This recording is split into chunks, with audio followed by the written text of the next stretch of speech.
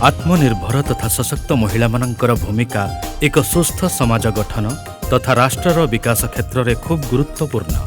सुतरां आम सरकारक मृत्तिका संरक्षण निर्देशालयर निर्देशक्रमे महिला स्वयं सहायिका गोष्ठीर सदस्य मानंकु आत्मनिर्भर अथवा स्वावलंबी करई सेमानंकु सशक्त करिबा लक्ष्य जल विभाजिका तरफरु आवर्तन पांठि माध्यम आर्थिक प्रोत्साहन जोगै देई सेमानंकु कृषि क्षेत्र में आगकु बढ़िबाकु प्रवर्ता जाउछि।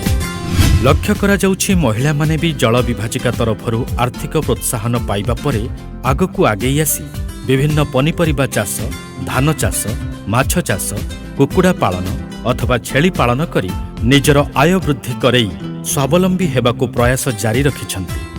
मयूरभंज जिला अंतर्गत खुंटा ब्लॉक रो बहलदा ग्रामर एई महिला माने संकेत स्वयं सहायिका गोष्ठीर जणे जणे सदस्य। एमाने समस्ते मयूरभंज जिल्लार जल विभाजिका प्रकल्प निर्देशकंक अनुमोदन क्रमे बहलदा अणु जल विभाजिका द्वारा 25,000 टंकार आर्थिक प्रोत्साहन पाइबा परे छेली पालन करी व्यक्तिगत भावरे निजर आय वृद्धि करी आत्मनिर्भर होई परिछन्ति। हमको वाटर सेक्टर तरफ 25,000 टंका मिलता। तापर आम छेली चाष छेली चाष कर वर्ष को एमती खासी पेठी 2-3टा बिक्री करके लाभ पाऊगा।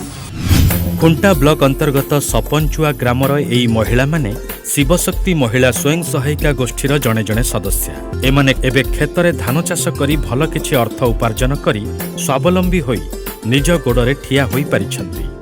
एबे आम सरकारंक तरफरु एई भली शताधिक योग्य विवेचित स्वयं सहायिका गोष्ठीर सदस्य मानंकु आर्थिक प्रोत्साहन जोगाई देबा फलरे महिला कृषक माने निज क्षमता बलरे विभिन्न फसल, माछ चाष, कुकुड़ा अथवा छेली पालन करी निजर अर्थनैतिक अवस्थारे सुधार आनी आत्मनिर्भर हेबा सह राष्ट्रर विकासरे निजर सहभागिता बजाय रखिबारे समर्थ साजिछन्ति।